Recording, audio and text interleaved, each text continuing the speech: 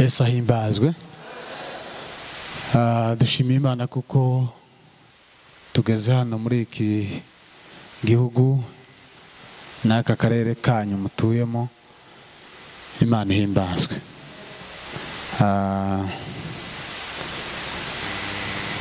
Twaje ku giterane cy'abana b'Imana. Dushimye ikaze ryanyu uhereye ku munsi w'ejo ndetse n'uyu munsi. Turashimira cyane ubuyobozi bwa Solidarite ndetse n'abavandimwe Bisetsa na Kado ndetse n'abakristo bose bagize uyu muhana n'aka karere. Mwatwizeye mukumva ko tugomba kubana muri iki gikorwa. Imana yo mu ijuru ibahe umugisha. Kubera umwanya ari muto, reka dusome n'ubundi ni ahandi badusomeye mu gitabo cya Yakobo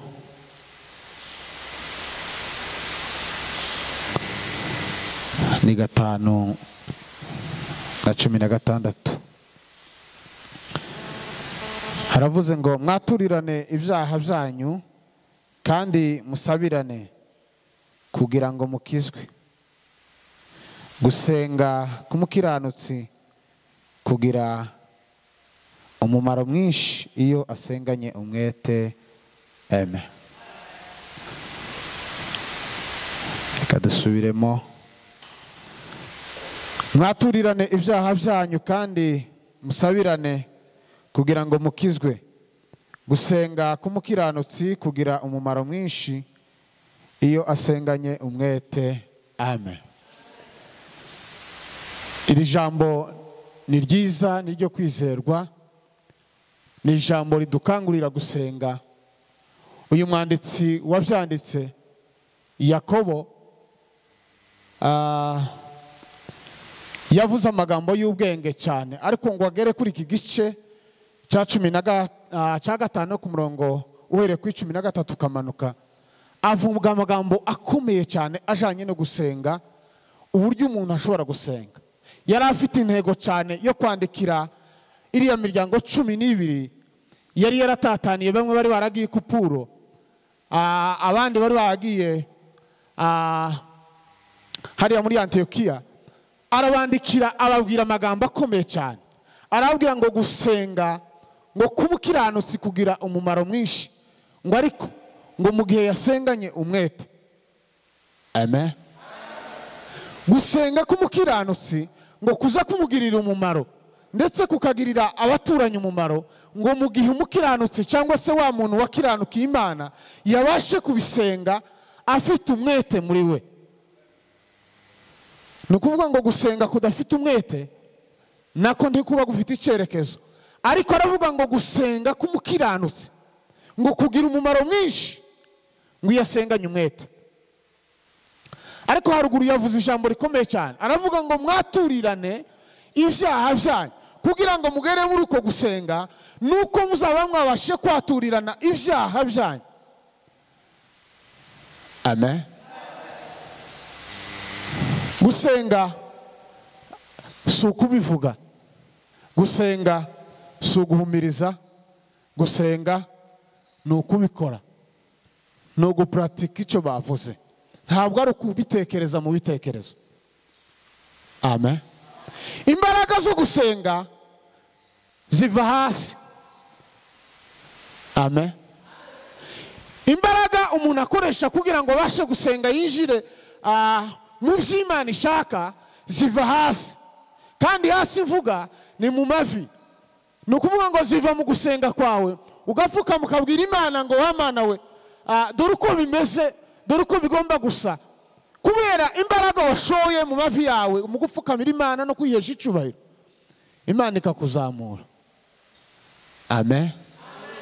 Ibintu byose biza biva hasi, habe n'ibyo turya biva hasi, habe n'indege iziguruka ivuye hasi, imodoka izigendera hasi. Ni ukuvuga ngo no gusenga biza bihera hasi, biza bihera ku mavi, ukabona kuzamuka ukomeye. Haleluya. yandikira iyi miryango arabwira ngo mwaturirane ibyaha byanyu, ngo kandi ngo musabirane. Si ukwatura gusa, ngo nimba muri mwebwe hariho ibyaha, ariko ngo mubyaturirane, mwegerane ubwanyu, ngo mubwirane ayo magambo, mwaturirane ibyaha byanyu, kandi ngo nimumara kubyaturirana ngo mugerekeho gusabirana. Haleluya. Musabirane. Hariho ikintu ni ikintu cy'ingenzi yarabakanguriye, yarababwiye ngo musabirane. Nimumara kwatura, nimumara umuntu wese kuvuga icyamubuza guhura n'Imana, icyamubuza kwegerana n'Imana, icyamubuza ubusabane bwiwe n'Imana, nimumara kukivuganaho ngo musabirane, mwegerane, musabirane kugira ngo mubashe kumenya n'ibindi biri imbere. Amen. Gusenga. Reka mvuge kubera iminota, reka mvuge gusa uko kwatura gusa nimara tuze kurangiza. Amen. Kuko yavuze ngo mwaturirane ibyaha byanyu. Kwatura ni iki? Ndakuvugamo amagambo abiri gusa. Watura ryari cyangwa se watura ni gute ushobora kubabarirwa? Ntiwakwatura icyaha kitarakugiraho ububasha. Ijambo rya mbere, nimba ufite icyaha ugomba kwaturira umuntu cyangwa se ugomba kubwira abantu, kigomba kukubabaza ubwawe.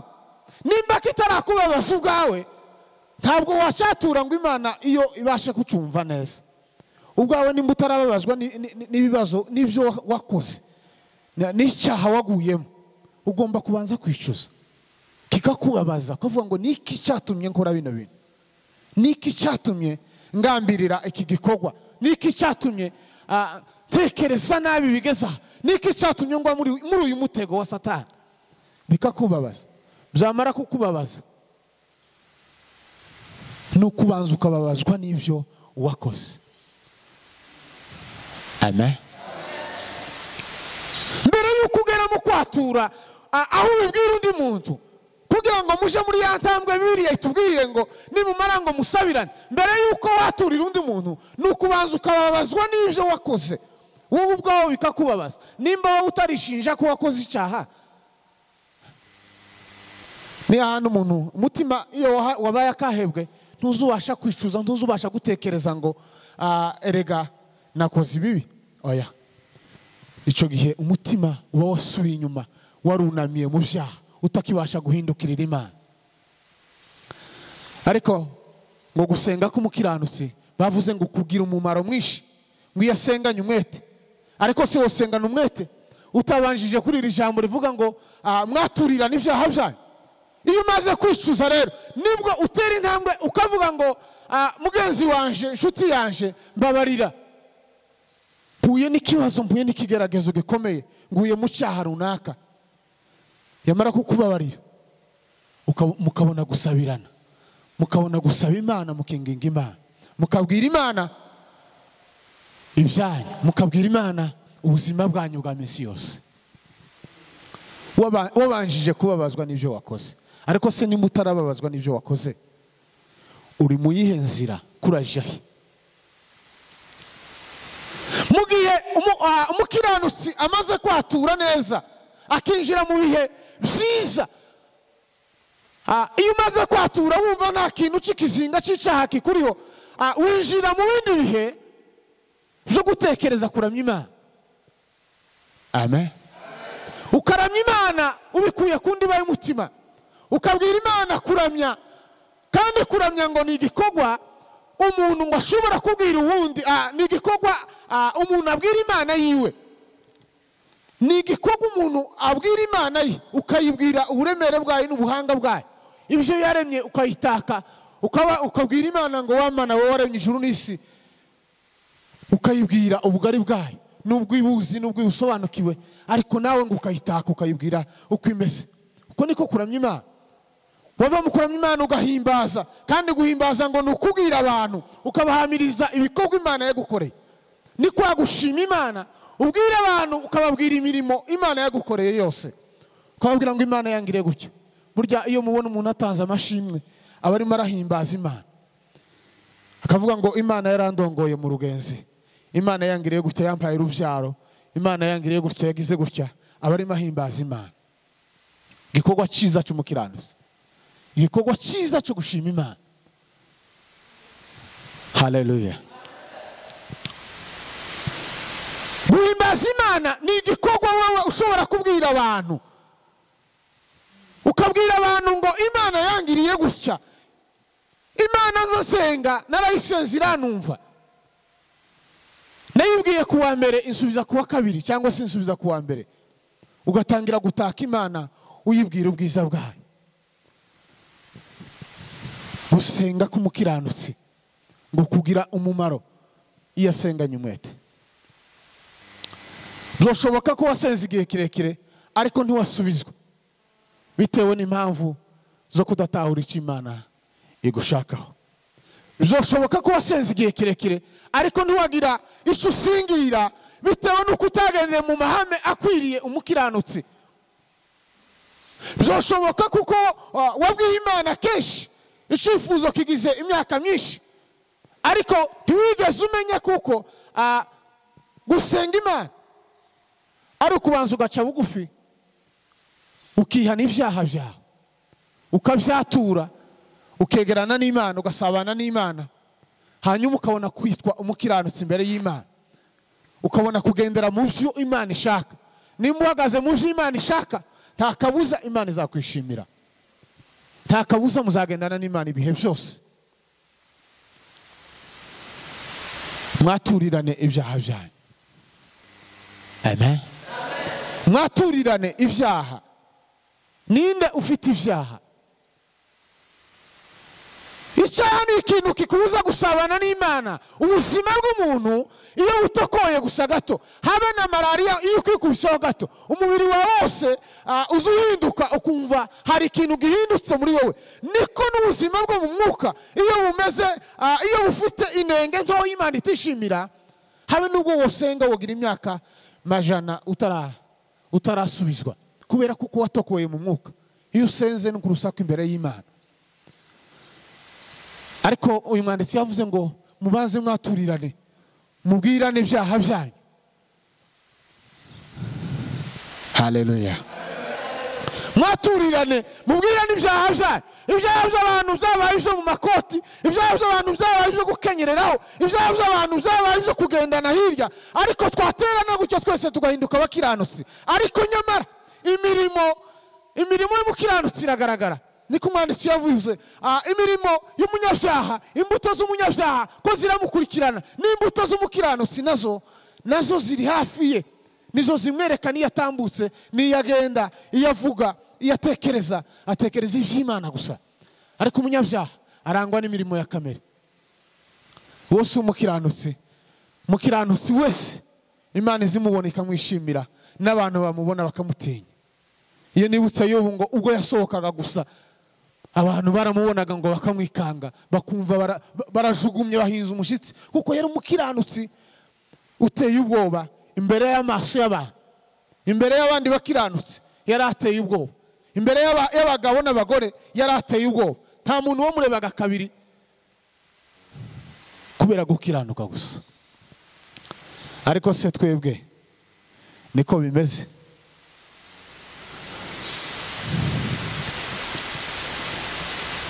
Amen. Mwaturirane ibyaha byanyu. Nta kindi twabazaniye, twaje kubabwira muri iki gitabo ngo mwaturirane ibyaha byanyu.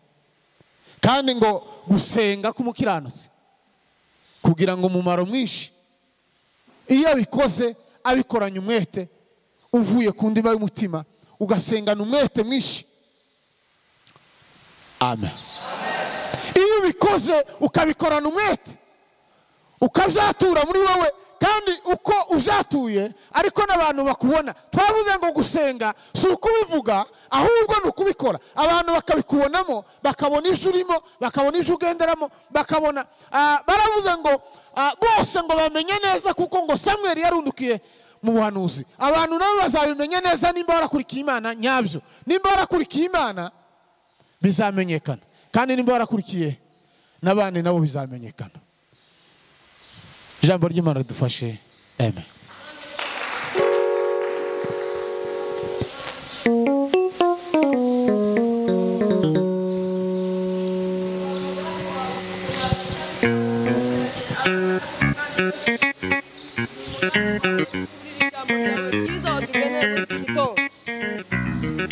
Iri ni ijambo rizaryubaka imitima yacu,